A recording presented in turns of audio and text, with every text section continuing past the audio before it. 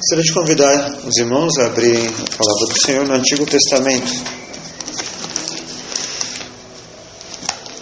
Segundo o livro de Moisés, chamado Êxodo, capítulo 20. A partir do verso 1, nós leremos até o verso de número 17. Êxodo capítulo 20, a partir do verso 1 até o verso 17, diz assim a palavra do Senhor. Então falou Deus todas essas palavras, dizendo: Eu sou o Senhor teu Deus, que te tirei da terra do Egito, da casa da servidão. Não terás outros deuses diante de mim. Não farás para ti imagem de escultura, nem alguma semelhança do que há em cima nos céus, nem embaixo na terra, nem nas águas debaixo da terra. Não te encurvarás a elas, nem as servirás, porque eu, o Senhor teu Deus, sou Deus zeloso, que visita a iniquidade dos pais nos filhos, até a terceira e quarta geração daqueles que me odeiam. E faço misericórdia a milhares dos que me amam, e aos que guardam os meus mandamentos. Não tomarás o nome do Senhor teu Deus em vão, porque o Senhor não terá por inocente o que tomar o seu nome em vão. Lembra-te do dia do sábado para o santificar. 6 dias trabalharás e farás toda a tua obra, mas o 7º dia é o sábado do Senhor teu Deus. Não farás nenhuma obra, nem tu, nem teu filho, nem tua filha, nem o teu servo, nem a tua serva, nem o teu animal, nem o teu estrangeiro que está dentro das tuas portas. Porque em 6 dias fez o Senhor os céus e a terra, o mar e tudo que neles há, e ao 7º dia descansou. Portanto, abençoou o Senhor o dia do sábado e o santificou. Honra a teu pai e tua mãe, para que se prolongue os teus dias na terra que o Senhor teu Deus te dá. Não matarás, não adulterarás, não furtarás, não dirás falso testemunho contra o teu próximo. Não cobiçarás a casa do teu próximo, não cobiçarás a mulher do teu próximo, nem o seu servo, nem a sua serva, nem o seu boi, nem o seu jumento, nem coisa alguma do teu próximo. Amém. Oremos ao Senhor. Senhor nosso Deus, te louvamos, te bendizemos e te adoramos, ó Deus, pela tua graça, Senhor, em nos conceder o privilégio de estarmos diante de Ti e diante da Tua palavra. Queremos te pedir, Senhor, que o Senhor nos ajude e nos abençoe, que o Senhor nos conceda, Senhor, o temor em nossos corações, senso, Deus, de reverência da presença, Senhor, e neste momento, ó Deus. Abençoa, Senhor, as nossas vidas, para que nós temamos ao Senhor, para que nós reconheçamos a autoridade do Senhor em nossas vidas, enquanto Senhor de nossas vidas, ó Deus. Ajuda-nos para que pelo Espírito, Senhor, nós possamos ser convencidos, ó Deus, do pecado, da justiça e do juízo, ó Deus. Que a Tua palavra, Senhor, seja poderosa em nosso meio, em nossas vidas, em nossos corações, para que consigamos, ó Deus, Te servir e Te adorar, tendo sido transformados, ó Deus, pela ação poderosa do Teu Espírito, usando a Tua palavra, Senhor. Portanto, ajuda-nos, fortalece as nossas vidas, fortalece o Teu povo, abençoa cada um aqui presente, cada um que de longe também nos acompanha, abençoa todos nós, toda a Tua igreja, todo o Teu povo, Senhor. Ó Deus, tem de misericórdia, perdoa os pecados, Senhor, e abençoa-nos grandemente, Senhor. Ó Deus, nós pedimos tudo isso no nome de Cristo Jesus, para a glória do Teu nome, Senhor. Amém. Amém.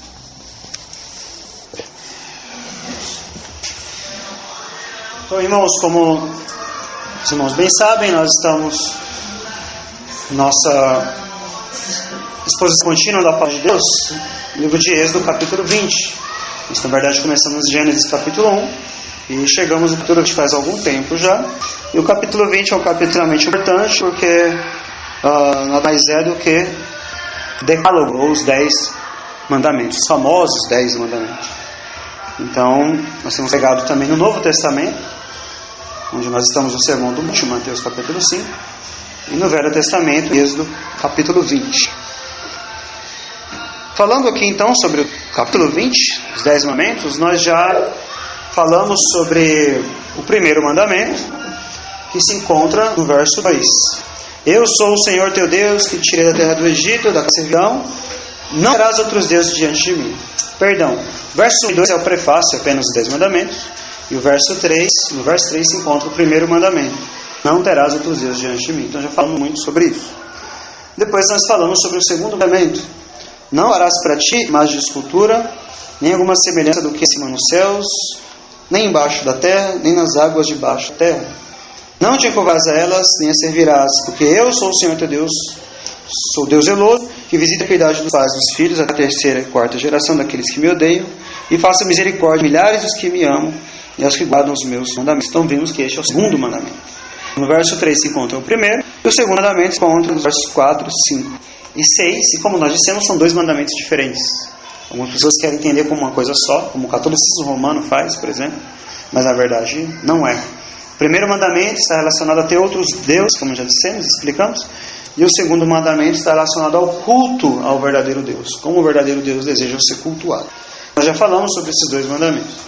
E o terceiro mandamento se encontra no verso 7.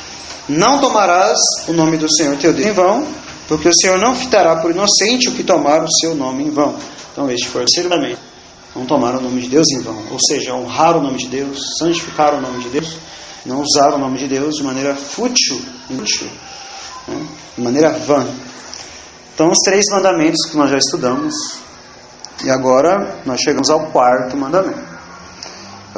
Então nós estamos seguindo a ordem aqui que se encontra na palavra de Deus, e de acordo então com essa ordem nós chegamos hoje ao quarto mandamento.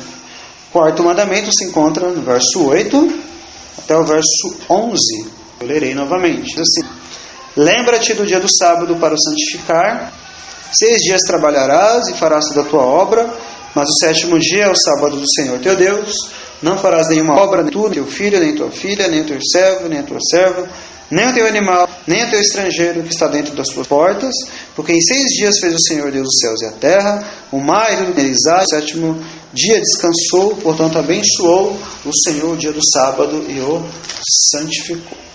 Então este é o quarto mandamento, a partir do verso 8 até o verso 11. Verso 8, 9, 10 e 11. Antes de nós explicarmos o mandamento, como fazemos, temos que dizer, introdutoriamente falando, que dos todos os 10 mandamentos, este é o mandamento, talvez, o que há, de fato, mais confusão em nossos dias, sobre sua validade para os nossos dias. Então nós temos aí algumas posições. Nós temos, por exemplo, a posição do catolicismo romano. Você pesquisar aí, em qualquer lugar na internet, os 10 mandamentos pelo catolicismo romano, a interpretação deles. Como já disse, vão eliminar algumas coisas, alguns mandamentos. E quando chegar neste mandamento, eles dizem: guardar domingos e festas. É isso que está escrito. O catolicismo romano defende essa visão: guardar, dormir e festas. Outra posição que nós temos também em nossos dias, e a posição, poderia afirmar, da maioria dos evangélicos de nossos dias. A maioria dos evangélicos dos nossos dias não acredita que este mandamento é para os nossos dias. Não creem nisso. Não creem que ele está válido para os nossos dias. Era algo apenas cerimonial, apenas para o Antigo Testamento. Para os nossos dias, esse mandamento não vale mais. Pessoas, pastores, pregadores, teólogos, inclusive alguns que se auto-intitulam reformados, uma série de argumentos para dizer e convencer as pessoas que o quarto mandamento foi abolido. Né? Por exemplo, no Testamento não tem nenhuma ordem explícita quanto a isso. Cristo não ordenou, nenhum apóstolo ordenou, coisas assim. Em verdade, parece que Cristo aboliu, na verdade, o quarto mandamento, porque ele diz lá que ele chegou até violar o mandamento, então não é para os nossos dias. Essa é a segunda posição. A maioria dos evangelhos de nossos dias, inclusive alguns que se dizem reformados na sua soteriologia. Creem, por exemplo, nos 5 pontos do calvinismo, mas não creem em muitas doutrinas, e uma das doutrinas é essa, que eles não creem. Uma outra posição, ainda a terceira posição, são os adventistas do sétimo dia, que acreditam que o mandamento é para os nossos dias, sim. 10 mandamentos incluindo o quarto, porém a sua visão é que o sábado como o 7º dia da semana que deve ser observado. E não apenas os adventistas do 7º dia dizem isso, mas alguns outros grupos também, grupos judaizantes, por exemplo, também afirmam isso. Então, basicamente, são essas 3 ideias que estão em nossos dias. E eu creio, nós já estudamos sobre esse assunto, eu creio que as 3 estão incorretas, ou incompletas, ou não bíblicas de fato. Então, e nós? O que nós podemos dizer? De acordo com as Escrituras, de acordo também com essa fé histórica, qual é a visão correta a respeito do 4º mandamento? Bem, nós cremos que o 4º mandamento deve permanecer para os nossos dias, sim. E por outro lado, cremos que o dia foi mudado. 2 coisas, então, nós cremos, que diferenciam esses grupos todos. O 4º mandamento é para os nossos dias, por um lado, por outro lado, o dia foi mudado. Então é sobre isso que nós vamos falar, mostrar biblicamente esses 2 pontos, essas 2 coisas, também um pouco historicamente, que o 4º mandamento é para os nossos dias, que o dia foi mudado. Sobre a observância na prática em si, sobre o que fazer e o que não fazer durante o mandamento, nós falaremos depois, em outra oportunidade, porque hoje não dá tempo, é um assunto muito extenso, muito longo. Mas faremos ainda, sobre trabalho, profissão, essas coisas, sobre atividades que devem ser ou não realizadas no dia do Senhor. Porque o texto diz aqui, 6 dias trabalharás e faz a tua obra, mas o 7º é o dia, é o sábado do Senhor teu Deus. Nesse dia você não pode fazer determinadas coisas. Então isso faremos depois sobre a questão da prática. Então, em primeiro lugar, falaremos então sobre a perpetuidade deste mandamento. Sobre a validade deste mandamento para os nossos dias. Realmente ele é válido para os nossos dias? Acabei de falar que nós cremos sim. Cremos que sim. Mas por que nós cremos na validade deste mandamento para os nossos dias? Por que nós cremos isso? Nós cremos por alguns motivos. Nós cremos, em primeiro lugar, por causa da lei moral. Da lei moral. Então, não se lembram que nós começamos a falar na introdução dos 10 mandamentos, que existe uma lei cerimonial, a prática dela foi abolida, que existe uma lei civil, que os seus princípios valem para os nossos dias, e falamos que tem uma lei moral, e a lei moral de Deus é aquela que deve ser obedecida em todas as épocas, em todos os tempos, até o fim do mundo, e por todos os seres humanos. E essa lei moral não mais é do que os 10 mandamentos, do que o decálogo, certo? Pergunta 93 do Catecismo Maior de Westminster, por exemplo, pergunta: o que é a lei moral? Resposta: a lei moral é a declaração da vontade de Deus feita ao gênero humano, que dirige e obriga todas as pessoas à conformidade e obediência pessoal, feita e perpétua a ela. Isso é lei moral. Então é a declaração universal da vontade de Deus. Depois vem a pergunta 98. Onde se acha a lei moral resumidamente compreendida? Resposta: a lei moral acha-se resumidamente compreendida nos 10 mandamentos, que foram dados pela voz de Deus, no Monte Sinai, e por ele, escrito em 2 tábuas de pedra, que estão registradas no capítulo 20 do livro de Êxodo. Então, que é o texto que nós lemos, Êxodo 20, do verso 1 ao 17, é o resumo da lei moral de Deus, que são as 2 tábuas. Quando você para e pesquisa e lê aqui nas Escrituras, são as leis que ele escreveu com o seu próprio dedo nas tábuas que foram entregues para Moisés. As outras leis não foram escritas assim. Esta foi. São as 2 tábuas, os 10 mandamentos. Ou seja, essa lei moral, como acabamos de ler, não matarás, não adulterarás, não terás outros deuses, assim por diante, o 4º mandamento se encontra no meio delas. É o 4º dos 10. Então ele está incluído nas tábuas que Deus escreveu com o seu próprio dedo. Uma lei moral. Significa que ela é perpétua. Acabei de ler aqui. As pessoas devem a ela conformidade, obediência pessoal, perfeita e perpétua. Então, pelo fato de estar incluída nos 10 mandamentos, o 4º mandamento, ele é perpétuo. É uma lei moral. Não é uma lei cerimonial. Sim, alguns teólogos vão dizer que existe um aspecto cerimonial nesse mandamento. Sim, pode ser que existe. Porém, ele está incluído nos 10 mandamentos. Então, se ele não é válido para os nossos dias, como que nós sabemos que os outros 9 também não são? Então, eu posso escolher qual está vigente e qual não está vigente? Por que se eu disser assim, não matarás, está vigente para os nossos dias?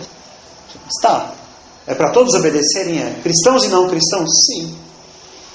Mas o quarto não? Qual o motivo? Qual a razão? Sim, tem várias objeções que eu vou comentar depois, mas o fato de estar incluído nos 10 mandamentos indica que é algo, sim, perpétuo, contínuo para os nossos dias. Então esse é o primeiro motivo. É uma lei, faz parte da lei moral de Deus. Outro motivo ainda, porque existe essa perpetuidade do mandamento, é porque este mandamento, ele não começa aqui, em Êxodo capítulo 20. Na verdade, ele começa em Gênesis capítulo 2.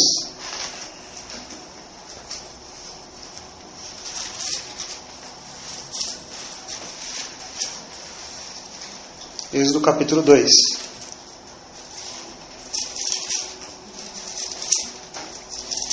Perdão, Gênesis capítulo 2.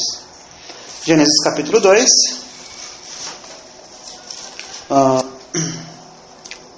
O verso de número 2 e 3. E havendo Deus acabado no dia 7º a obra que fizera, descansou no 7º dia de toda a sua obra que tinha feito. E abençoou Deus o dia 7º e santificou, porque nele descansou de toda a sua obra que Deus criara e fizera.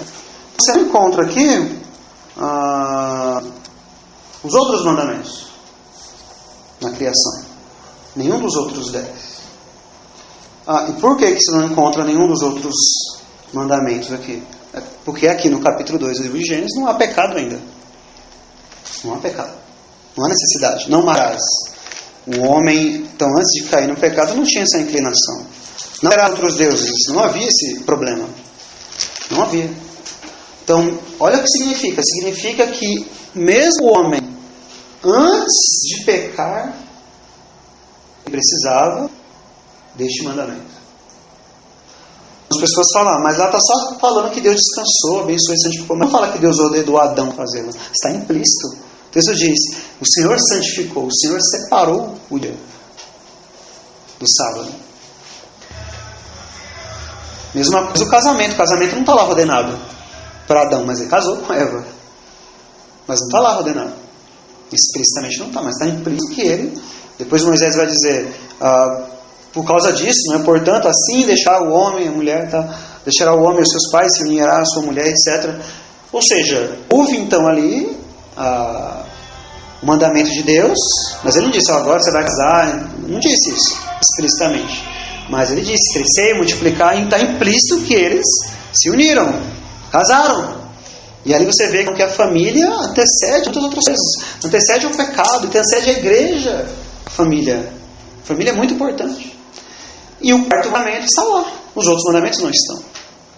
Aí nesse ponto nós podemos responder uma objeção que as pessoas fazem, dizendo que o quarto mandamento não é para os nossos dias. As pessoas dizem assim, não, o quarto mandamento, teólogos se dizem reformados, dizem isso até. O quarto mandamento é apenas cerimonial, uma sombra de Cristo. Uma sombra de Cristo. Cristo veio, aboliu o sábado. Porque não é assim com a lei cerimonial? É verdade, né? O sacrifício dos animais. O sacrifício dos animais e todos os outros aspectos da lei cerimonial diziam que vocês são grandes pecadores e precisam fazer isso para ensinar para vocês que precisam de um Salvador. Mas o sábado, ou o quarto mandamento, não foi dado com esse propósito. Em Gênesis 2 não há pecado algum. Não há pecado. Lá em Gênesis 2, o quarto mandamento aparece lá, mas não há pecado algum, não é sombra de Cristo, porque não há pecado. Deus não está falando assim, deixa eu deixar esse mandamento aqui para vocês, e que vocês já pecaram, e por isso precisam de um Salvador. Não tem isso. Não é cerimonial. Ele é moral. Ele está ligado à criação de Deus. E todos os seres humanos, descendem de Adão, todos os seres humanos que vivem na face da terra, devem obediência a este mandamento, que é a criação, na verdade. Todos somos criados por Deus, e Deus poderia ter feito todas as coisas num minuto, num momento, num segundo. Mas Ele fez 6 dias. E no 7º Ele descansou. Para mostrar sua obra, a sua coerência, a sua organização. Para nos deixar como é. Então está na criação, mano. Você não encontra lá. Nenhum dos outros 9. Se ele fosse cerimonial, não estaria lá. Porque não há pecado. Não havia pecado naquela época. Havia um cerimonial apenas para apontar para Cristo, por causa do pecado. Então, o quarto mandamento não pode ser meramente cerimonial, como muitos afirmam. Não pode ser, de maneira alguma. Então, a lei moral e a obra da criação. As duas coisas mostram que o quarto mandamento é perpétuo. Uma outra coisa ainda que podemos afirmar sobre a perpetuidade deste mandamento é o Novo Testamento. Abra comigo, Marcos, Evangelho de Marcos, capítulo 2, sobre Cristo, sobre a pessoa de Cristo, a obra de Cristo, a vida de Cristo. Aqui, Marcos capítulo 2, nós vemos Cristo tendo um confronto, com os fariseus por causa do sábado, por causa deste mandamento. E algumas pessoas dizem, Cristo violou o mandamento, ou Cristo anulou este mandamento. Porque Cristo, ele fez coisas que não deveria ter feito no sábado. Isso não é verdade. Cristo não violou o mandamento, não quebrou o mandamento. Se ele tivesse quebrado, ninguém pode ser salvo. Porque o Cordeiro devia ser perfeito e obedecer a Deus em tudo. Ele não quebrou o mandamento, ele não violou. Mas ele entrou em conflito com os fariseus e com os escribas porque eles deturparam este mandamento. Simplesmente isso. E Cristo mostrou o que era o certo a fazer. Então veja Marcos capítulo 2, verso 26. E aconteceu que, passando ele num sábado pelas searas, os seus discípulos caminhando começaram a colher espigas. E os fariseus lhe disseram, vês, por que fazem no sábado o que não é lícito? Mas ele lhes disse, nunca leste o que fez Davi, quando estava em fome, em necessidade teve fome, e ele e os que com ele estavam, como entrou na casa de Deus no tempo de Abiatar, sumo sacerdote, comeu os pães da proposição, das quais não é lícito comer senão os sacerdotes, dando bem aos que com ele estavam, e disse-lhes, o sábado foi feito por causa do homem, e não o homem por causa do sábado. Assim o Filho do Homem até do sábado é o Senhor. Então o problema era, os discípulos estão colhendo espigas. Isso é pecado, isso está errado. Mas quando você vai para o Antigo Testamento, não há nenhuma proibição em fazer isso. O que era pecado fazer era ir lá trabalhar a colheita. E lá, hoje nós vamos colher e plantar. Isso é uma coisa. Outra coisa era a pessoa caminhar pela colheita, ter fome e comer. Não havia problema em fazer. Não era um trabalho. Um trabalho premeditado, específico, não era. É algo do momento ali que estava acontecendo e a pessoa estava apenas matando a sua fome e a sua necessidade. E Cristo dá o exemplo de Davi. Fez algo semelhante. Davi fez algo semelhante. Claro que da mesma maneira. Estavam com ele, estavam com fome, uma necessidade. Mas aqui não é um trabalho, de maneira alguma premeditado. E quando nós estudamos o Antigo Testamento, isso que os fariseus falaram simplesmente não existe. Simplesmente não existe. Estavam então acusando os discípulos de Cristo e o próprio Cristo falsamente, não de acordo com o mandamento. E veja ainda o capítulo 3, na sequência. E outra vez, verso 1, Marcos 3, verso 1. E outra vez, entrou na sinagoga e estava ali um homem que tinha uma das mãos mirrada e estavam observando-se se curaria no sábado, para o acusarem. Então o objetivo é este, acusá-lo. E disse ao homem que tinha a mão mirrada, levanta-te e vem para o meio. E perguntaram-lhes, aí Cristo perguntou a eles, é lícito no sábado fazer bem ou fazer mal? Salvar a vida ou matar? E eles calaram-se. Não há resposta para essa pergunta. Cristo fez exatamente a pergunta que estava na mente deles, para eles mesmos. Então veja a pergunta de Cristo. No sábado, o que é correto fazer? Matar, fazer o mal ou fazer o bem? Salvar a vida? O que é correto fazer no sábado? É claro que fazer bem é correto. Fazer bem ao próximo, no sábado, na verdade, é um mandamento, é uma ordem, você deve fazer. Matar, você não pode nenhum tempo, muito menos no sábado. Verso 5, e olhando para eles em redor, com indignação, condoendo-se da dureza do seu coração, Cristo ficou indignado, ele ficou irado. E condoendo-se da dureza do seu coração, disse ao homem, estende a tua mão. E ele a estendeu, e foi-lhe restituída a sua mão, sã como a outra. E tendo saído os fariseus, tomaram o conselho com os herodianos contra ele, procurando ver como o matariam. Então veja, Cristo violou o sábado? Ele mesmo mostrou a eles que não. A dureza de coração deles não permitiu, o pecado deles, a inveja deles, não permitiu entender o mandamento corretamente como Deus havia ordenado. Então, o sábado foi feito para o homem. Acabamos de ler. Cristo não violou o mandamento e nem aboliu o mandamento. Não é estranho? O texto diz aqui, Marcos 2, verso 27. O sábado foi feito por causa do homem, e não o homem por causa do sábado. Ou seja, o sábado é para o homem. Benefício, uma bênção para o homem. As pessoas dizem que Cristo veio abolir o sábado. Então Cristo está dizendo, olha, o sábado foi feito para vocês, para o seu benefício. Mas eu estou tirando de vocês, tá bom? Estou tirando, eu estou anulando. Foi feito para o bem de vocês, mas eu estou anulando. Não faz nenhum sentido isso. Nenhum sentido. Outro texto que prova ainda que Cristo não violou ou não aboliu este mandamento é o texto de Lucas, capítulo 23. Veja comigo, Lucas 23.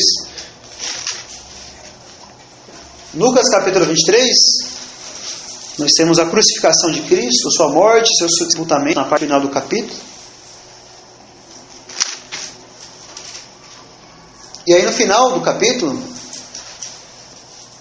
no verso 52, veja comigo, verso 52, falando de José de Arimateia, diz o seguinte: esse homem, chegando a Pilatos, pediu o corpo de Jesus. Havendo-o tirado, envolveu um lenço e pô-lo num sepulcro, escavado numa penha, onde ninguém ainda havia sido posto. E era o dia da preparação, e amanhecia o sábado. Estava começando o sábado, né? E as mulheres que indo com ele da Galileia, seguiram também, e viram o sepulcro, como foi posto o seu corpo. Então veja, essas mulheres que tinham ido com ele da Galileia, seguiram também, e viram o sepulcro. São mulheres que criam em Cristo, discípulas de Cristo. Então elas viram como foi posto o seu corpo. Agora olha o verso 56. E voltando elas, prepararam especiarias e ungüentos, e ao sábado repousaram, conforme o mandamento. Essas mulheres andaram com Cristo, conheceram Cristo, eram discípulas de Cristo, iam lá, né, levar as especiarias e o ungüento, mas esperaram o sábado, repousaram no sábado segundo o mandamento. Se Cristo ensinou para todos os seus discípulos que o quarto mandamento não tinha mais validade, por que elas repousaram segundo ou conforme o mandamento? Se Cristo disse, olha, não vai haver mais essa doutrina, não vai haver mais o quarto mandamento, mas essas mulheres repousaram conforme o mandamento. E o texto diz que elas seguiram. Elas tinham vindo com ele da Galileia. Eram pessoas, mulheres que andaram com Cristo. Então veja que se Cristo tivesse abolido o quarto mandamento,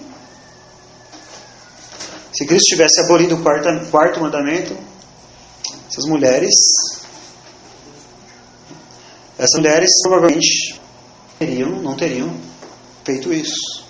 Então aqui nós entendemos que o quarto mandamento não foi abolido por isso. Porque os discípulos de Cristo continuavam observando este mandamento. Mas algumas pessoas apelam ainda para Colossenses capítulo 2. Veja lá comigo. Colossenses capítulo 2.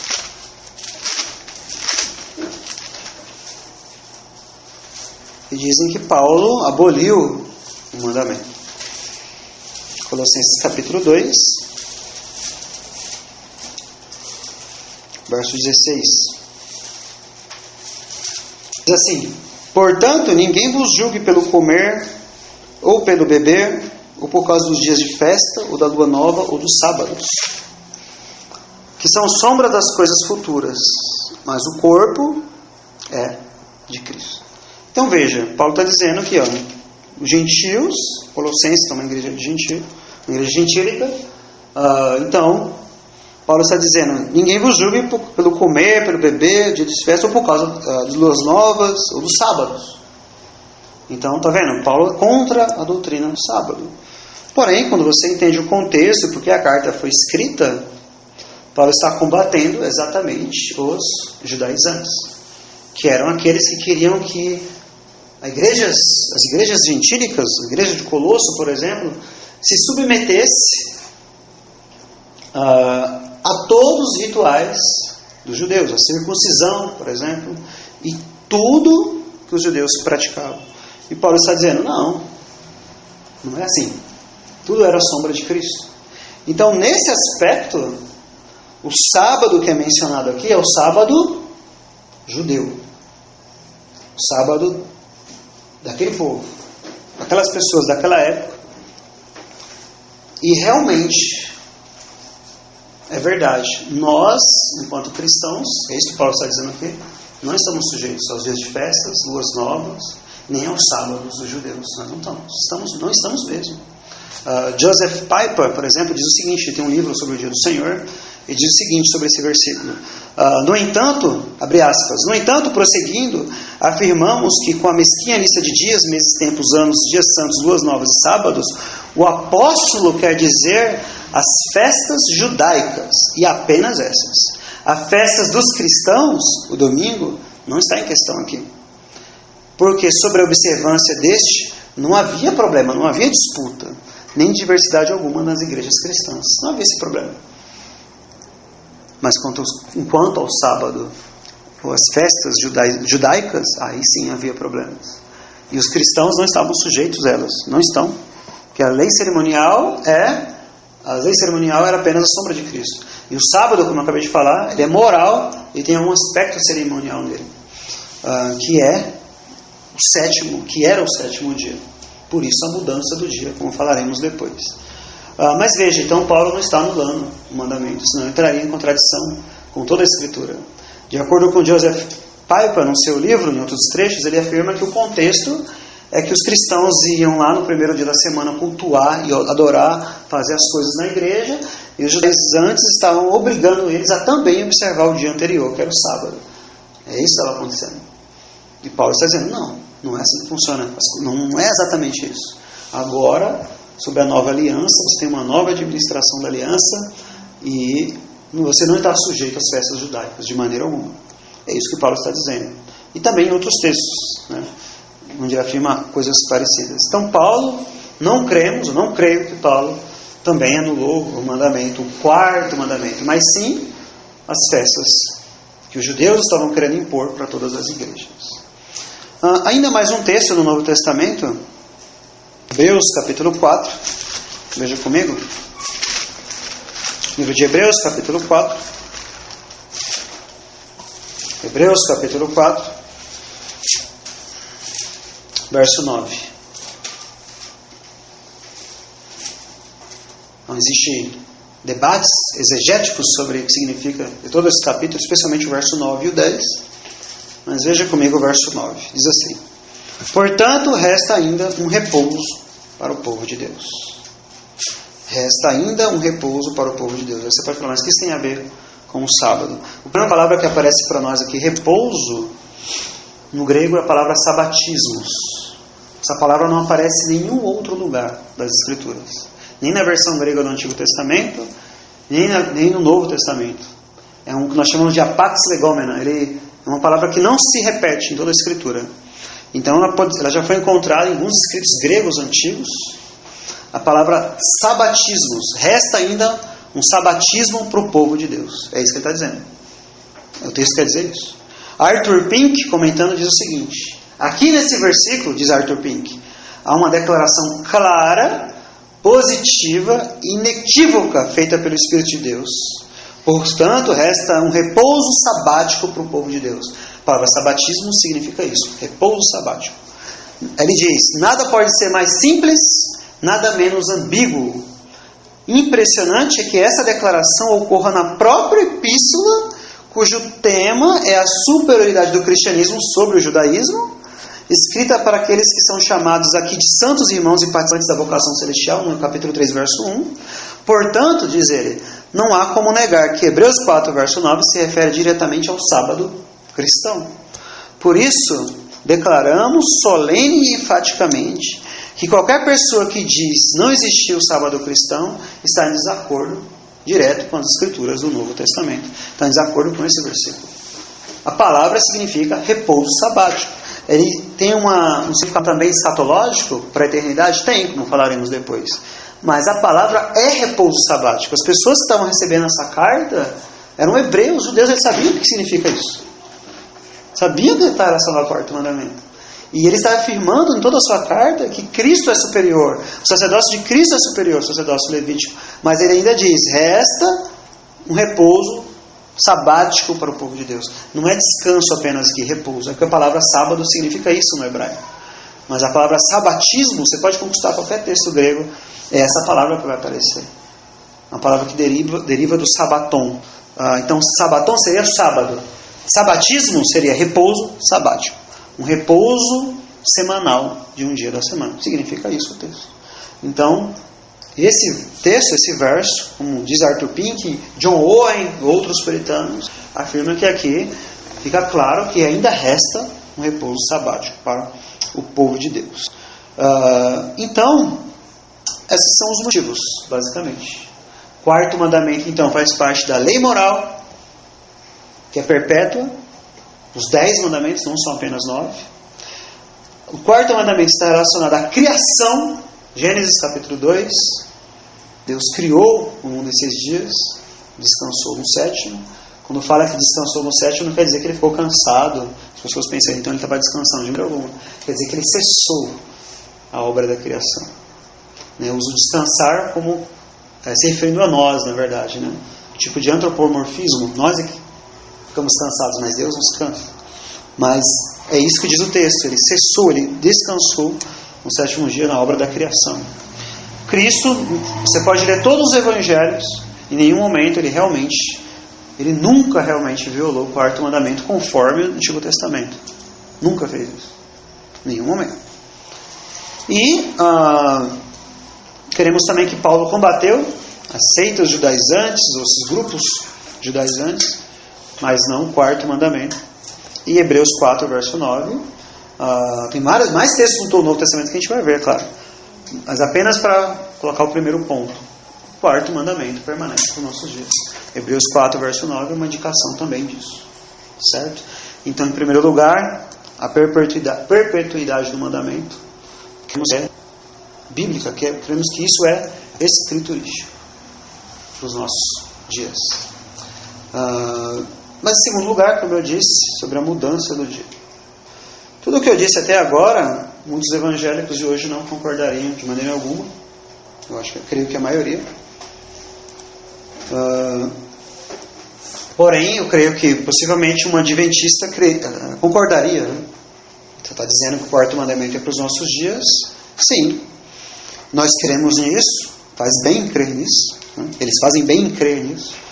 Porém, a partir desse ponto agora, aí começa a divergência com os chamados adventistas do 7º dia ou judaizantes em geral, que não são apenas eles, existem outros grupos também.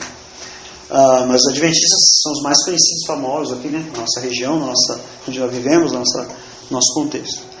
Cremos que o dia foi mudado para o primeiro dia da semana. Aí as pessoas falam, mas como assim? Né? O texto lá, Êxodo capítulo 20, está falando o sábado. E o sábado o que é? O 7º dia da semana. Então não pode ser outro dia no qual este mandamento deve ser observado. Não pode ser outro dia. Muitas pessoas argumentam isso. Porém, nós cremos que Cristo, Ele é o Senhor do sábado, como Ele disse. O Filho do Homem do sábado é o Senhor.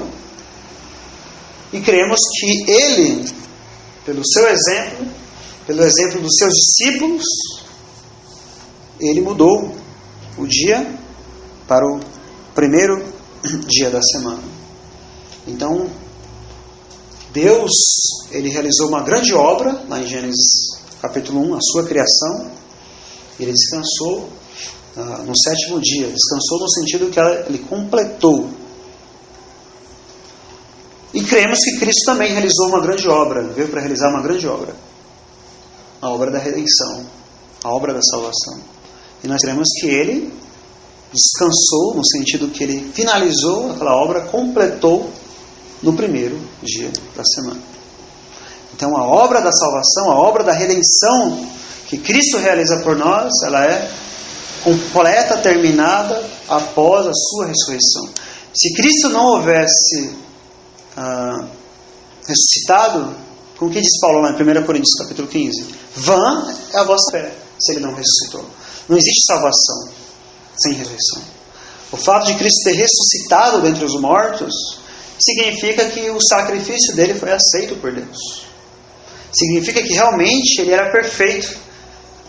Ele não veria a corrupção, como diz lá o Atos 2, citando o Salmo.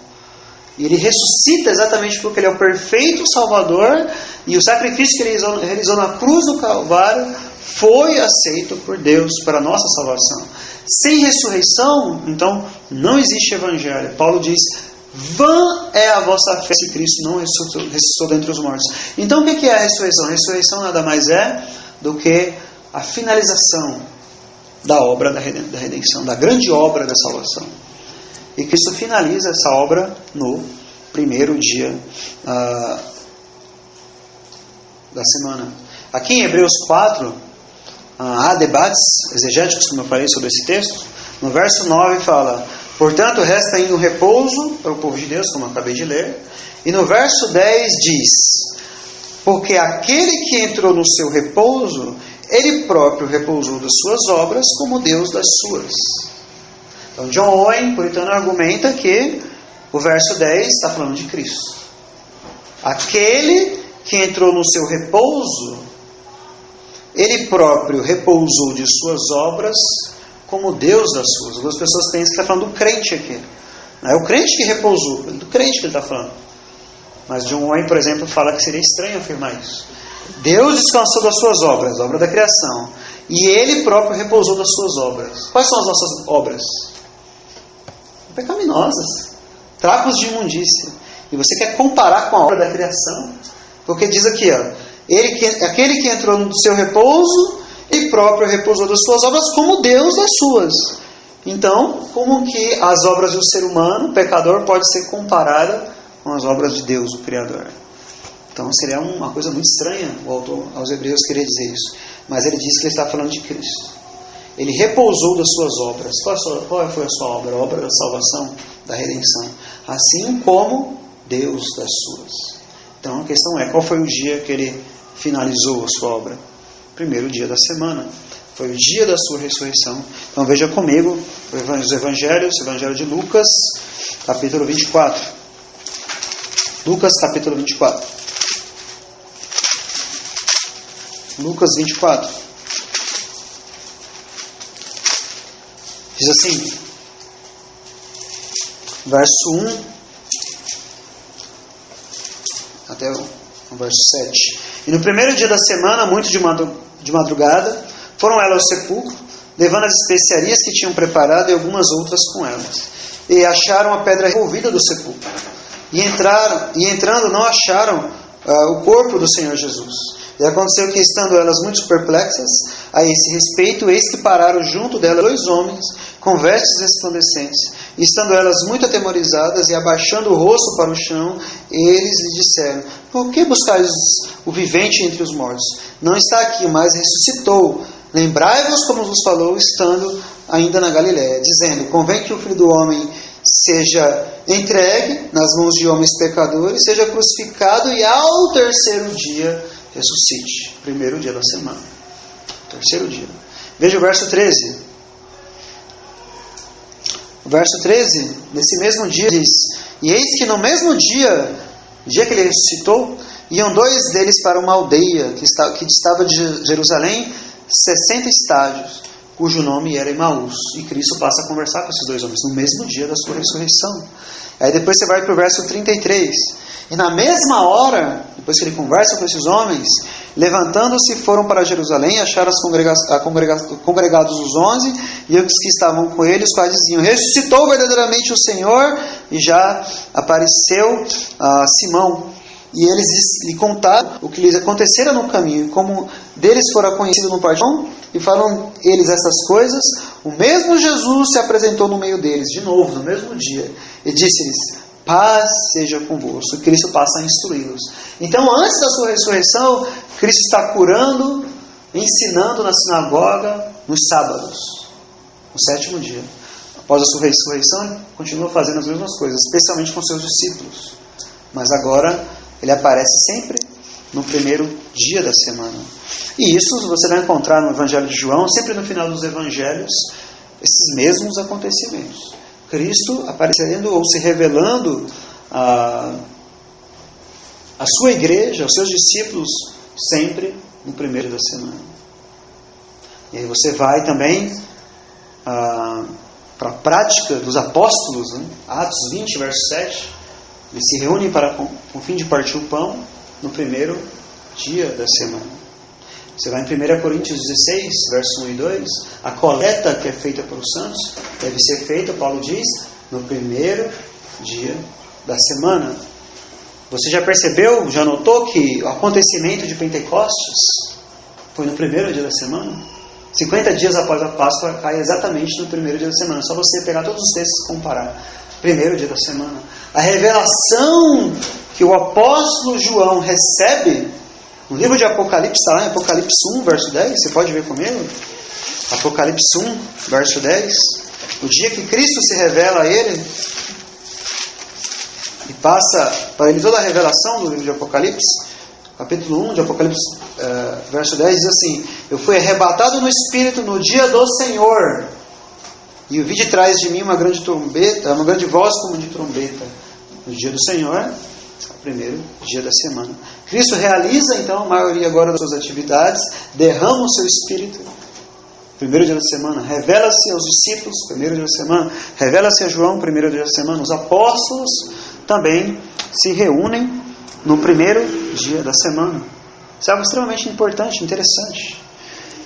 Se você for comigo no Antigo Testamento, veja comigo o livro de Levíticos, no Antigo Testamento, capítulo de número 23, você vai notar algo interessante. Existem mais textos, apenas vou dar um exemplo. Levíticos, capítulo 23. Verso 36. Então veja, aqui é Antigo Testamento. Olha o que diz. 7 dias oferecereis ofertas queimadas ao Senhor. Ao 8º dia tereis santa convocação. E oferecereis ofertas queimadas ao Senhor. Dia de proibição é, nenhum trabalho servil fareis. Em qual dia? No 8º dia. Primeiro dia da semana. Essas são as solenidades do Senhor, que apregoareis para santas convocações, para oferecer ao Senhor oferta queimada, holocausto e oferta de queimados, de alimentos, sacrifícios e libações, cada qual em seu dia próprio. Tem outros textos ainda. O 8º dia da semana aparece várias vezes no livro de Levítico. Mais de uma vez. Você vê que a circuncisão também era feita no 8º dia. O Antigo Testamento já mostra que o primeiro dia da semana, sim, seria usado. Então o Adventista fala que o primeiro dia da semana não tem base nenhuma na Escritura, nem no Antigo Testamento. Isso não é verdade. Aqui no Antigo Testamento diz: nenhuma obra fareis nesse dia, dia de santa convocação, no 8º dia, que é o primeiro dia da semana. Então veja, mesmo no Antigo Testamento você encontra essa referência. Mas veja comigo um texto bastante interessante no Evangelho de Marcos, capítulo 16.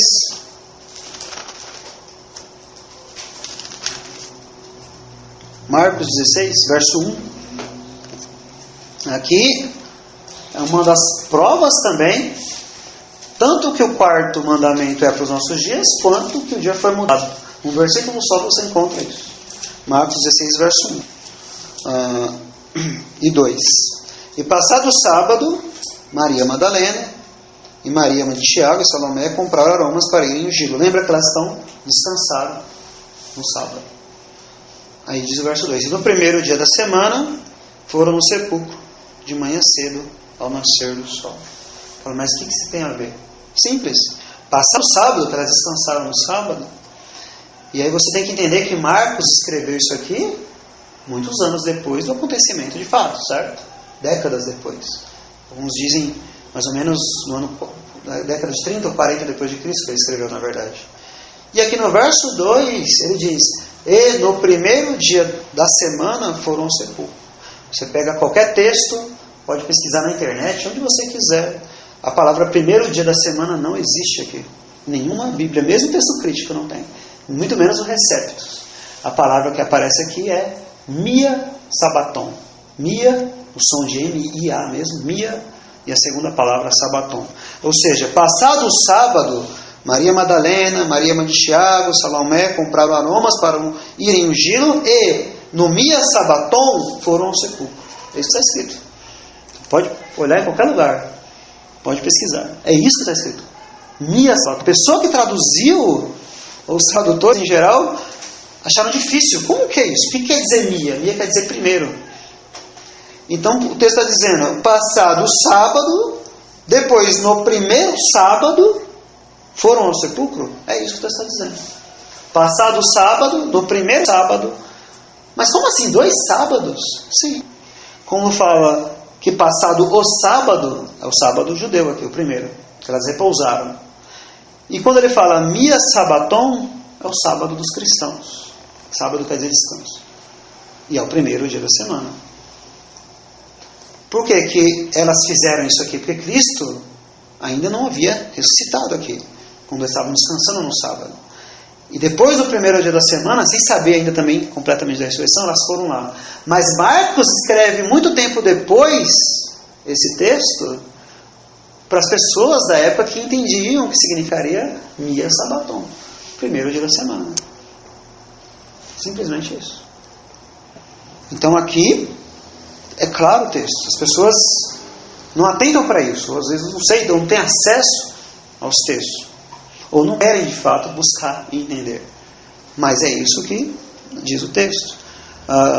É interessante que os apóstolos da igreja primitiva, diz também o Joseph Piper, eles guardavam, segundo eles, historicamente, o primeiro dia da semana em distinção dos judeus na época.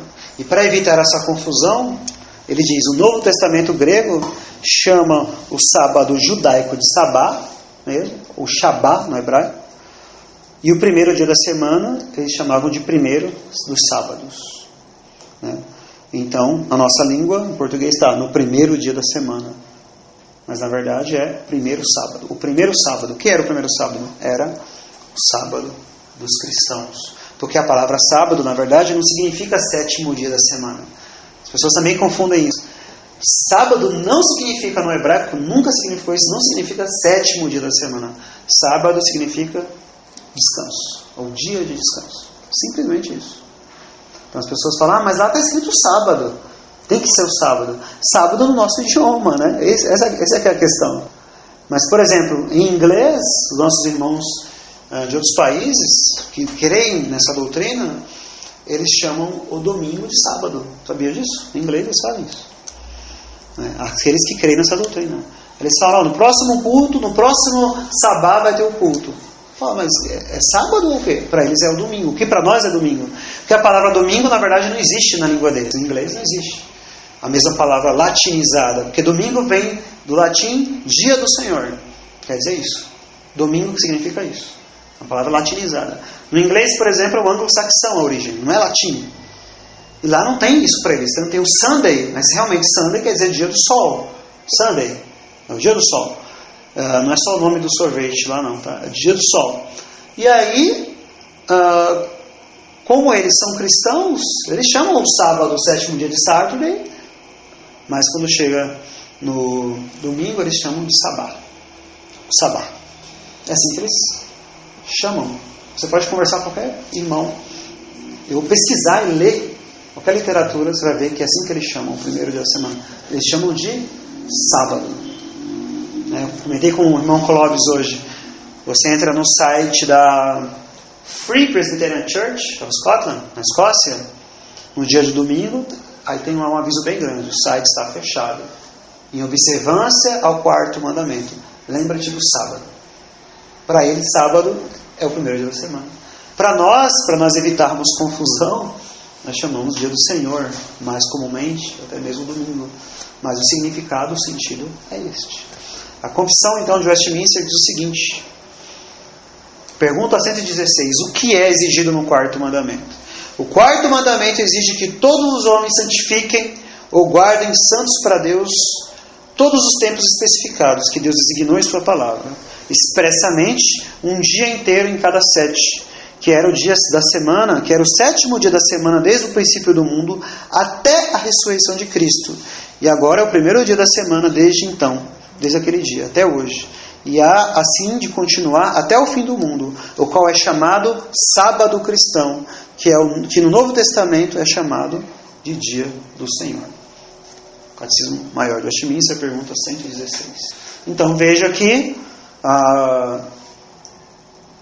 cremos que o 4º mandamento está presente nos nossos dias, mas também cremos que o dia ele foi mudado para o primeiro dia da semana.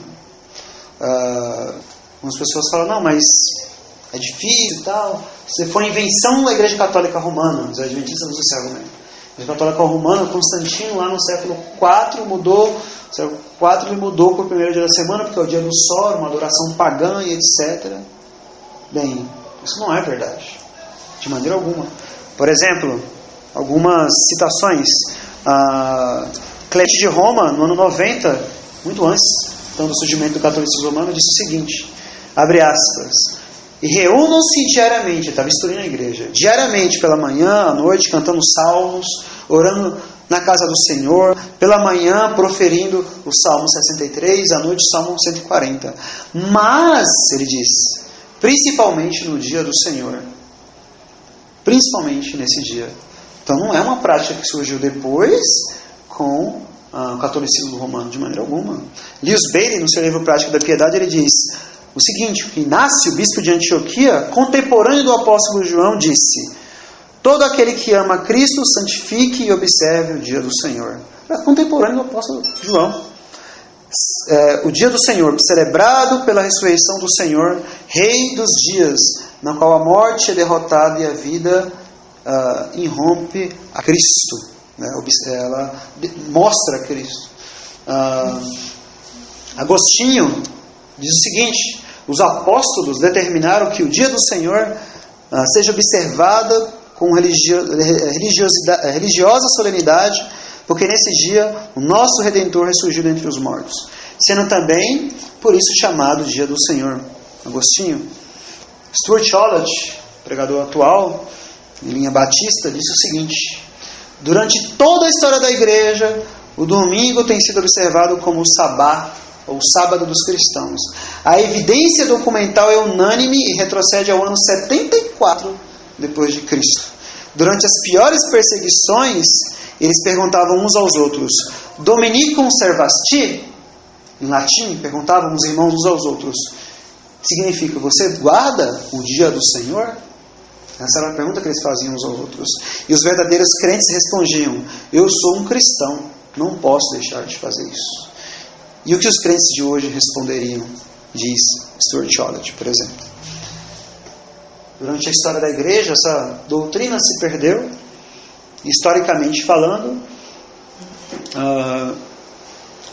os irmãos que resgataram essa doutrina na história da igreja foram os puritanos. Então eles têm extensas obras sobre este assunto, sobre os 10 mandamentos. Né? Por exemplo, John Dodge, junto com outro irmão, fez um livro gigantesco sobre a exposição dos 10 mandamentos. Inclusive, John Dodge tinha um apelido, John Decalogue Dodge, era o nome dele, né? O apelido dele, porque ele pregou amplamente sobre os 10 mandamentos. Ele instruía, ensinava desta mesma maneira o 4º mandamento. Inclusive, certa vez alguém chegou para ele, né, e disse, eu tenho uma colheita para fazer, senão eu posso perder tudo. Chegaram para o John Dodge e perguntaram isso. E para eu fazer essa colheita é no domingo. O que eu devo fazer? Assim, é duro, né? Mas ele disse o seguinte, olha, é melhor você perder toda a colheita do que estar sob a ira de Deus. Assim que ele instruiu as pessoas, por exemplo. Richard Baxter, também outro puritano, diz o seguinte, no dia do Senhor, não podíamos ler sequer um capítulo, ou cantar um salmo, ou catequizar ou instruir um empregado, por causa do barulho da flauta e do tambor, e da gritaria nas ruas continuamente em nossos ouvidos. Bach está dizendo, e éramos desprezados por toda a população nas ruas, e éramos chamados de puritanos, preciosistas, hipócritas, porque escolhíamos ler as Escrituras no dia do Senhor, ao invés de fazer o que eles faziam. Então o barulho que nós estamos ouvindo aí não é de hoje. Então, naquela época tinha muito tambor, muita flauta, exatamente no dia do Senhor. Exatamente nesse dia. Então os irmãos, esses puritanos, Lewis Bailey, A Prática da Piedade em português, 2 capítulos lá ele expõe essa doutrina, você pode ler se quiser saber mais. Todos eles. Jonathan Edwards tem um livretinho sobre o assunto, a perpetuidade e a mudança do dia do Senhor. Interessante que nessa exposição ele cita o Salmo 118. Salmo 118, que diz assim, verso 22: a pedra que os edificadores rejeitaram tornou-se a cabeça da esquina. Da parte do Senhor se fez isso, maravilhoso é aos nossos olhos. E esse é o dia que fez o Senhor. Regozijemo-nos e alegremo-nos nele. Então a pedra que os edificadores rejeitaram tornou-se a cabeça da esquina. Quem é a pedra? O Novo Testamento vai dizer, os apóstolos vão dizer, Cristo. Eles rejeitaram Cristo. E essa pedra que foi rejeitada, Deus exaltou ela. Da parte do Senhor se fez isso, maravilhoso é aos nossos olhos. Porque Cristo, Deus fez de Cristo o Senhor. E quando foi que Ele fez isso? No primeiro dia da semana. E por isso o verso 24. Este é o dia que fez o Senhor. O dia em que Cristo foi exaltado. A pedra que foi rejeitada, o dia que Ele foi exaltado. Regozijemo-nos e alegremo-nos nele. Então aqui Edwards usa para defender a perpetuidade e a mudança do dia do Senhor. Então são muitos argumentos, muitos textos, muita literatura, muitas obras para ler sobre essa doutrina que você pode pesquisar, você pode estudar, e cremos que, de acordo com também a nossa confessionalidade, que o dia do Senhor é o primeiro dia da semana, deve ser observado conforme as regulamentações de Êxodo capítulo 20. Êxodo capítulo 20. A história da igreja também comprova isso. E tantos outros textos também. Tantos outros argumentos que também ainda poderíamos usar, mas já o fizemos muitas vezes. Mas, para nós terminarmos, eu ainda gostaria de fazer então algumas aplicações. Hoje foi um sermão diferente, eu não fiz nenhuma aplicação até agora. Sempre faço durante o sermão, mas eu gostaria de deixar para o final dessa vez as aplicações para a sua vida, para a nossa vida. Então, se este mandamento é bíblico, você crê que ele é bíblico, concorda com isso? Se tem dúvidas ainda e não concorda, pode ler, pode meditar, orar a Deus a respeito, pesquisar a respeito disso. Mas, se ele é bíblico, Deus é o Senhor dos céus e da terra, e se você professa o nome de Cristo, Cristo é o Senhor da sua vida, deveria ser o Senhor da sua vida, não apenas o Salvador, mas também o Senhor. E se Ele é o Senhor da sua vida, você deve viver de acordo com o seu senhorio. Ou seja, Senhor quer dizer que Ele é o seu dono. Você era escravo do mundo, do pecado, de Satanás, e Ele é o seu redentor. Quer dizer que Ele te comprou por bom preço, diz a Escritura, por seu próprio sangue. E agora você é dele, escravo dele, em um certo sentido. Você é servo dele. Ele é o seu Senhor. Tem pessoas que não creem nisso. Pessoas que pensam que Cristo é só Salvador. Não, Ele é o Senhor. Se Ele não é o seu Senhor, Ele também não é o seu Salvador. A Bíblia diz várias vezes no Novo Testamento, crer no Senhor Jesus e será salvo. Ele é o Senhor. E se Ele é o Senhor, significa que Ele é o dono da sua vida. E se Ele é o dono da sua vida, é Ele que diz, ou quem diz, o que você deve fazer com a sua vida e com o seu tempo. Ele é dono da sua vida, Ele é dono do tempo, do seu tempo. A forma como você deve usar o seu tempo deve ser conforme Ele deseja, conforme Ele ordena, conforme Ele ordena. E Ele diz para você, 6 dias trabalharás. Essa é a ordem. Você deve trabalhar 6 dias, fazer toda a tua obra, trabalhar, estudar, é tudo o que fazer, toda a tua obra. Mas um dia você deve reservar para Ele. É uma ordem dele. Ele é o Senhor. Se você é servo dele, você está sujeito a esta ordem. Então, o verdadeiro cristão é aquele que não fica encontrando meios, desculpas, justificativas, quaisquer que sejam, para tentar não obedecer os mandamentos de Deus. Na verdade, o verdadeiro cristão é: Senhor, o que tu queres que eu faça? A verdadeira atitude do cristão é: Senhor, eis-me aqui, Senhor. Qual é a tua vontade? Eu quero, na verdade, saber o que eu devo fazer para agradar mais o meu Senhor, ao meu Senhor. É isso que eu quero saber. É isso que eu desejo. Então, como nós falamos, cantamos no Salmo 19, os mandamentos do Senhor são puros, são mais doces do que o mel para aquele que nasceu de novo. Os seus mandamentos não são penosos, Escritura. E o cristão e o crente que tem prazer, tem deleite nos mandamentos de Deus. Então, este mandamento é para nós, é para o povo de Deus, e é Cristo quem ordena. Ele é Rei, Ele é Senhor, e nós devemos nos submeter a Ele. Submeter a Ele. As pessoas acham que isso é complicado, isso é difícil, isso é ruim, mas veja o que Ele disse: o sábado foi feito para o homem.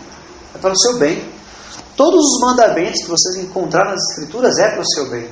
Este e todos os outros.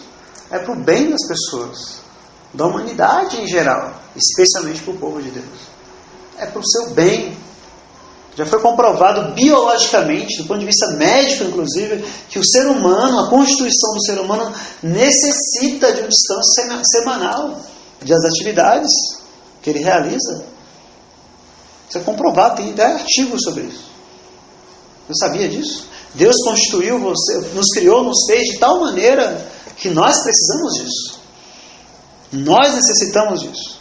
Então, quando uma pessoa é privada disso, isso é algo monstruoso, na verdade. Se há, por exemplo, uma pessoa que se diz patrão, ou chefe, seja lá quem for, e obriga as pessoas a trabalharem continuamente, todos os dias da semana, sem folga, sem descanso, isso é crime.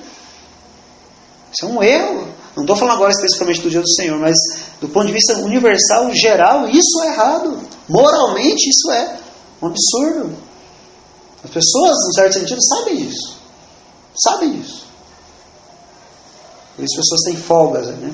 De vez em quando, depende do tipo de trabalho. Mas as pessoas sabem disso. Mas Deus, nós cremos que Ele especificou o dia. Não é o dia que você quer. Não é o dia que você escolhe. Ele é que diz o dia. Para que haja unidade na igreja. Já pensou se cada igreja quiser se reunir no dia que quiser? Não, desejo de Deus que todos se reúnam naquele dia para adorá-lo. No mesmo dia. Corporativamente, coletivamente. Cristo é o Senhor da sua vida? Você sabia que muitos irmãos do passado diziam, J.C. Ryle, por exemplo, mesmo sendo anglicano, ele disse que onde o dia do Senhor não é observado, não existe culto a Deus. Pode até se reunir num lugar, mas se não há o dia do Senhor, Deus não é adorado. Ele dizia, por exemplo. Você sabia que, como eu mencionei pela manhã, sobre o avivamento na Coreia, que houve no começo do século XX, você pode ler a história verídica lá, dos irmãos que experimentaram o grande avivamento. Após o avivamento, na segunda parte do livro, o genro do missionário que escreveu a primeira parte é quem escreve e relata os martírios. Foram mortos muitos irmãos por causa da fé. E aí no livro fala os 2 motivos pelos quais eles eram mortos. 2 motivos principais. Primeiro, o maior motivo: esses irmãos coreanos do começo do século XX foram mortos porque eles estavam se recusando agora a se prostrar diante do túmulo dos ancestrais, prática da religião oriental deles. Estavam se recusando a fazer isso. Eles até diziam, as pessoas: você não precisa nem dizer que você nega Cristo, você não precisa negar o Evangelho, você só precisa se ajoelhar, só isso, diante dos ancestrais. Eles se recusavam. Foram mortos por causa disso. Basta você ler a história. O segundo motivo que eles eram mortos era por causa do dia do Senhor. Eram mortos por causa do dia do Senhor. Sabia disso? Pessoas foram mortas por uma doutrina, quarto mandamento, o dia do Senhor, que as pessoas hoje nem pensam que é bíblica, nem pensam que existe. Eles negaram a violar o dia do Senhor e eram mortos por causa disso. Tem noção disso? Então, as pessoas que dizem que esse mandamento está anulado e também não é o primeiro dia da semana e etc, e tal, como já dissemos, como explicar isso? Então, o Espírito Santo convenceu eles e aquilo era verdade, mas não é de fato. Quando John Bunyan, na sua biografia, ele caiu em convicção de pecado por causa do quarto mandamento. Basta você ler a biografia dele, ou ler a Vida e Morte do Sr. Mal, que em português está A Jornada no Inferno. Ele faz uma exposição breve dos 4 primeiros mandamentos, e ele chega no quarto e ele fala isso. Porque na verdade está falando da vida de pecados dele, na verdade, no livro. E ele fala que Deus convenceu ele desse pecado. Então foi uma convicção de pecado falsa? Que não existiu? Ela não existiu. Então, as pessoas que negam este mandamento vão dizer que essa convicção de pecado que ele estava existindo é uma fantasia. Porque na verdade não existe, porque não existe mais quarto mandamento hoje. E todos esses homens do passado experimentaram isso. Samuel Rutherford, que nós estávamos falando para os irmãos, Covenanter, teólogo escocês, é dito que certa vez, ele caminhando em determinado lugar, ele viu alguns jovens chutando alguma coisa, praticando algum tipo de esporte, uma bola, não sei o que era, e era o dia do Senhor. E ele, com a sua coragem, audácia, com a Bíblia na mão, foi lá nos jovens e disse o seguinte: vocês estão vendo todas essas pedras aqui? Todas elas serão testemunhas contra você no dia do juízo pela violação do dia do Senhor. Ele fazia isso. Você sabia, por exemplo, que houve um homem, um pregador, chamado John Eliah, seria João Elias, né? Eliah de Elias em inglês, John Eliah, do país de Gales. Experimentou um grande avivamento, este homem, pregava fervorosamente no século XVIII. Se não me engano, foi o século XVIII. E aí conta que um dia ele falou o seguinte: vou em tal cidade pregar o Evangelho, na praça, para todo mundo, publicamente. E aí as pessoas disseram: você é louco, você não pode ir lá pregar o Evangelho, porque era uma cidade muito ímpia, muito má. As pessoas brigavam, especialmente no domingo, é claro, bebiam nos bares, prostituição, todo tipo de coisa ruim acontecia, e acontecia especialmente no dia do Senhor. Ele disse: eu vou lá pregar no dia do Senhor. Aí as pessoas foram atrás dele, os amigos, para tentar protegê-lo, para saber o que ia acontecer, ele ia morrer, sei lá. E aí as pessoas da cidade foram lá ouvir pregar ele, para saber o que ele tinha para falar. Ele abriu a Bíblia, em Êxodo capítulo 20, o que nós lemos, verso 8. Lembra-te do dia do sábado. Foi o sermão dele. Qualquer pregador de nossos dias, que a maioria que não crê nessa doutrina, acharia um absurdo. É porque ele não pregou que outra coisa, pregou a justificação pela fé mesmo, porque é outra doutrina. Não, ele nunca tinha ido nessa cidade, foi lá pregar o Evangelho. Ele abre em Êxodo 20, verso 8, e diz: lembra-te do dia do sábado. E ele prega, expõe a doutrina. E o que acontece? Qual foi o resultado? A cidade inteira ficou convicta de pecado, cerca de 200 ou 300 anos ficou sem abrir nenhum comércio no dia do Senhor naquela cidade. Isso é um fato real histórico, basta você ler e pesquisar. Isso aconteceu. Tudo isso é uma grande mentira, então? Porque foi Deus que fez essa obra. Foi Deus que fez isso, converteu essas pessoas, que transformou essas pessoas. Foi Deus. Foi Deus que fez isso. Então você crê que isso é bíblico? Cristo é o Senhor da sua vida?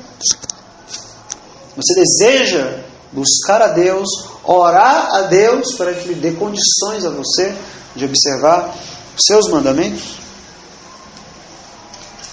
Veja que este mandamento é exigido de nós tanto quanto os outros 9. Tanto quanto os outros 9. E se você parar para prestar atenção, dos 10, esse é o mais longo, mais específico de todos os 10, é este. Inclusive, ele faz parte da primeira tábua.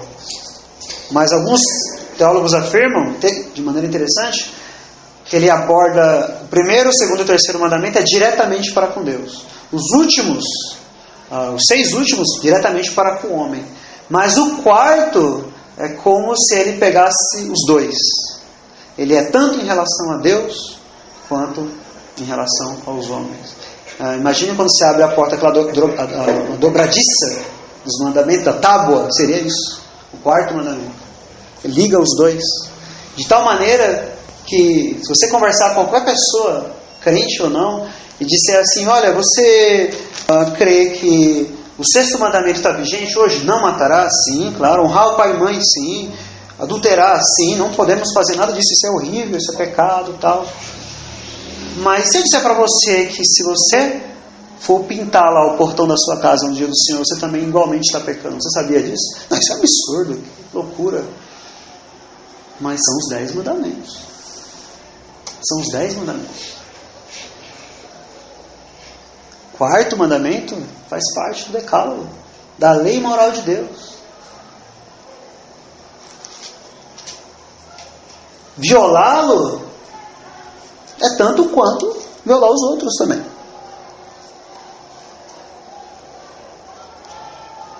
Você acha um absurdo violar alguns, mas não outros. Sabe por que isso? Porque a pessoa não sabe quem é Deus. Porque nós não sabemos, não conhecemos Deus como deveríamos conhecer, e nem o que é o pecado, por esse motivo. E nós achamos que afligir outro ser humano é pecado, e é mesmo. Mas ferir a santidade de Deus não é. Ferir a santidade de Deus não é pecado. Porque nós não temos noção. Como diz o livro de Jó, o homem bebe a iniquidade como se fosse água. Ele peca tanto que para ele é algo já comum, normal. Não está preocupado com isso. Uma outra aplicação ainda é que se este é o dia do Senhor, e Cristo diz que Ele é o Senhor do sábado, você deve observá-lo, mas não apenas isso, mas observar outro dia como se fosse um dia santo, divino, ordenado por Deus, também é pecado. Algum outro dia não ordenado por Deus não é correto, não é pecado. Não estou falando agora de feriados civis, mas sim de feriados religiosos. É a interpretação da Igreja Católica Romana. Guardar domingos e festas que ela cria, que ela estabelece. Semana Santa, por exemplo, né? Tantos feriados que eles colocaram, criaram. Natal, né? Nada disso tem nas Escrituras, nada disso aparece nas Escrituras. Historicamente ninguém observou essas coisas esses dias, mas foram mandamentos criados por homens. Você quer um feriado? Deus já te deu um toda semana. Toda semana. Toda semana. Tem quantos no ano? Faça conta, é muito. E fora o Brasil, né, já tem tanto feriado, na verdade. As pessoas reclamam. Uma pessoa uma vez reclamou isso para mim de uma igreja. Falou assim, não, mas se eu tenho que observar o dia do Senhor, mas que dia que eu vou sair para passear? Com a minha esposa, com meus filhos? Primeiro, se tem muitos feriados já no Brasil, você pode fazer isso. Segundo, você acha que esse mandamento é um mandamento pesado, na verdade. Você acha que não é um deleite, uma alegria fazê-lo. Então, sinto muito, você não entendeu, na verdade, a questão. E as pessoas pensam isso. Estão mais preocupadas com seus deleites carnais, na verdade, do que com o bem da sua alma, do que com a verdadeira espiritualidade. Então, nenhum outro dia deveria ser ou deve ser observado. O dia sair de cunho religioso, como obrigação para todas as pessoas em todas as épocas. Eu vou dar um exemplo que as pessoas ficam confusas a respeito disso. Por exemplo, as pessoas falam, mas os puritanos, eles estabeleceram lá aquele feriado, né? Thanksgiving Day, dia de ação de graças. Está vendo? Né? Posso colocar outro dia e tal, porque é um dia para agradecer a Deus e tal, etc. Sim, mas veja, é algo local deles. Não é a mesma coisa, por exemplo, que o Natal. Por que não é? Porque a Igreja Católica Romana pensa, e a maioria dos evangélicos pensa, que todos os cristãos, em todos os lugares, e em todas as épocas, devem guardar esse dia chamado Natal. Ou seja, um mandamento universal, como se fosse o dia do Senhor, como se fosse o quarto mandamento. O dia da ação de graça não, foi o que aconteceu com eles lá. Eu acho que isso estranho no Brasil você querer comemorar esse mandamento. Tem nada, esse dia, quer dizer, tem nada a ver com a gente. A gente não experimentou o que eles experimentaram lá historicamente. E aqui a gente pode também experimentar alguma coisa localmente nosso, e tentar relembrar a Deus esse dia, não tem problema nenhum. Mas isso não é forçar a consciência das pessoas, criar um novo mandamento e obrigá-las, todos os cristãos, a observar em todos os lugares, em todas as épocas. Completamente diferente. Completamente diferente. Não é isso. Então nenhum outro dia deve ser observado para o culto a Deus, senão o dia do Senhor. Ainda por último, uma outra aplicação para nós. Uma outra aplicação para nós. Vá comigo lá em Hebreus, capítulo 4. Hebreus, capítulo 4, novamente.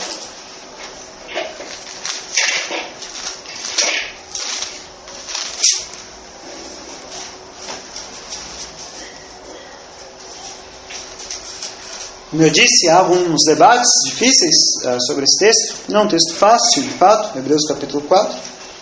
E algumas pessoas dizem que ele está falando apenas da salvação, aqui não do repouso sabático semanal, mas da salvação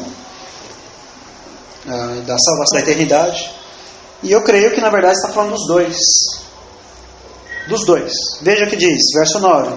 Portanto, resta ainda o repouso para o povo de Deus, porque aquele que entrou no seu repouso, ele próprio repousou de suas obras como Deus das suas. Procuremos, pois, entrar naquele repouso, para que ninguém caia no mesmo exemplo de desobediência. Ou seja, no Velho Testamento, Deus tinha dado promessas para o povo,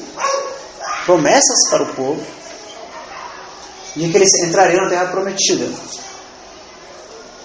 O dia do sábado foi dado para eles como também símbolo disso. Que eles encontrariam descanso. Então aqui em nosso texto, eu queria falar das duas coisas. Nós temos aqui o dia do Senhor, um repouso sabático semanal, para não ficarmos sem fazer nada, não é isso? A gente vai falar isso depois, mas para adorar a Deus. E o que é isso na verdade? Na verdade, essa doutrina é apenas um tipo do céu. É um tipo da eternidade, um símbolo, uma sombra da eternidade. Apenas isso. O que vai ser o céu? O que é o céu? O que nos aguarda quando nós estivermos para sempre com o Senhor? Um eterno sabá. Um eterno dia do Senhor. É isso que nos aguarda. É isso que nos espera. Então, as nossas obras, você lê o livro de Apocalipse, né? As obras dos santos acompanham os santos, mas eles descansam das suas obras. Na eternidade, você vai descansar das suas obras. Tudo o que você está fazendo aqui, em termos de obras, como diz lá, 6 dias trabalharás e farás toda a tua obra. Tudo isso. Tudo.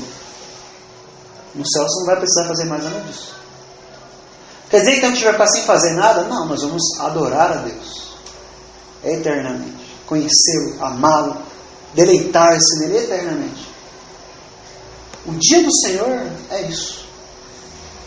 O que é o dia do Senhor? O dia do Senhor é aquele dia que você pela manhã se levanta e relembra, foi o dia que o Senhor ressuscitou para a minha salvação, para a minha justificação. É esse dia. E é o dia que Deus me concedeu, uma bênção que Ele me concedeu. O texto diz que o Senhor abençoou o 7º dia e santificou, quer dizer que Ele separou, santificou e abençoou. É uma bênção. E aí nesse dia, é o dia então que eu vou me reunir com o povo de Deus, estar em comunhão com o próprio Deus e com o povo de Deus, para que eu possa experimentar um pouco do que será a eternidade com Deus. Isso é o dia do Senhor. O que você vai fazer na eternidade? Tem pessoas que falam, mas será que eu vou poder fazer algumas coisas que eu gosto aqui, fazer lá no céu? A gente fala isso. Algumas coisas, né? Será que eu vou? Será que vai ter ruas de ouro mesmo? Vai ter essas coisas bonitas, legais? A pessoa que fala isso, parece que não entendeu ainda o que é o Evangelho. Não entendeu ainda quem é Deus. Você vai conhecer a Deus, você vai amar Deus pela eternidade. Albert Barnes, um comentarista, diz o seguinte sobre Hebreus 4:9. Olha o que ele diz sobre Hebreus 4:9. Abre aspas. Aqueles que não amam o sabá na terra dia do descanso na terra, não estão preparados para o céu. Você sabia disso? Se é para eles um dia tedioso, se para eles as horas passam devagar nesse dia, se eles não têm deleite nas tarefas sagradas deste dia, o que seria então para eles uma eternidade de dias assim? Entendeu o raciocínio? Se a pessoa não tem prazer nenhum no sabá cristão, no dia do Senhor, como é que ela vai para o céu? Que lá é só o que vai ter. É só o que vai ter. E exatamente o que ela não quer. Como eles passariam esses dias? Ele pergunta. Nada pode ser mais claro do que se não tivermos felicidade num determinado tempo de santo descanso e em santas tarefas aqui, estamos totalmente despreparados para o céu. Para o cristão é uma questão da maior alegria, antegozo, saber que o céu é um longo e inviolável sabá. É um sábado inviolável, inesgotável, interminável. Por isso que ele deseja ir para o céu. Uma eternidade de horas sucessivas de um sabá. Isso é o céu. Mas para um pecador, o que poderia ser mais repulsivo e obscuro do que um eterno sabá? É aquilo que diz J.C. Ryle. Sem santificação ninguém verá o Senhor. Você acha que uma coruja fica feliz sob o forte sol do meio-dia? Ele diz. Você acha que um peixe fica feliz fora d'água? Você acha que um ímpio, um pecador, vai se sentir feliz no céu? Aquele que não ama a Deus? De maneira alguma. Você tem que ser santificado. A santificação, diz J.C. Ryle, ela permite que você aprecie e ame agora as coisas de Deus. E é por isso que você quer estar com Deus na eternidade. E o dia do Senhor é apenas uma delas. Apenas mais uma delas. Robert Murray McCheyne, pregador escocês, disse o seguinte: quantos podem saber através disso que nunca estarão no céu? Uma palha na superfície pode dizer que caminho a correnteza está seguindo. Você odeia um santo dia do Senhor? É um tipo de inferno para você estar com aqueles que estritamente guardam o dia do Senhor? O escritor dessas linhas já se sentiu como você. Você não descansa e fica preocupado. Você diz, conforme Amós 8, verso 5, quando o dia vai acabar para que a gente possa vender logo, trabalhar logo? Quando que vai acabar o dia? Você faz isso? Ah, logo vai acabar. E você estará no inferno. Ele diz. O inferno é o único lugar para você. Porque o céu é um longo santo dia do Senhor, sem fim. Não há sabás no inferno. Não há dia do Senhor no inferno. Então, se você não ama o dia do Senhor, é um lugar próprio para você. Ou seja, você ama o dia do Senhor? Nós falaremos um pouco mais sobre isso depois, mas você tem que considerar isso. Você ama o dia do Senhor? Você se deleita no dia do Senhor? Você se deleita em todas as ordenanças de Deus, inclusive essa? É o dia do Senhor. Você sabia que essa expressão só aparece no Novo Testamento 2 vezes? Do Senhor. A ceia do Senhor. Essa é uma das ocorrências. E a segunda e única, as duas únicas são essas. A ceia do Senhor e Apocalipse 1:10, que nós lemos. O dia do Senhor. São as duas coisas que a Escritura afirma é do Senhor Jesus. Explicitamente. É dele. Você ama as coisas dele? Você se deleita nas coisas do Senhor? O dia do Senhor é um dia para você se alegrar em Deus, junto com o povo de Deus, para adorar o nome do Senhor, nosso Deus. Então que Deus nos abençoe e que você medite sobre isso, sobre essa doutrina, que Cristo é o Senhor, Ele que ordena. Outros dias não devem ser observados da mesma maneira, e que a obediência a este mandamento é requerida tanto quanto dos outros, e que, por último, o dia do Senhor foi dado para o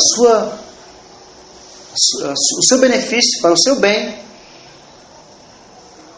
como o antegozo do céu, como a antecipação da eternidade. Então, esse é o dia que o Senhor fez. Alegremos-nos e regozijemos-nos nele. Amém. Amém.